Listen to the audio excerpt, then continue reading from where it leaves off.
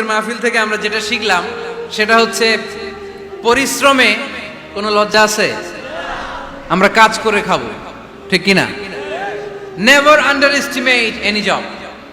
যুবক ভাইয়েরা, লক্ষ্মীপুরের যুবক ছেলেরা শুনতেছ? এরকম আওয়াজ করতে হবে, কান খাড়া করে শোনো। Never under estimate any job.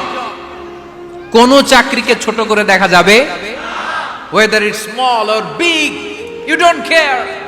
এটার কেয়ার করা যাবে না। ছোট্ট চাকরি পাইলেই ঢুকে যাবা, বড় অফার আসলে পরে ঢুকবা।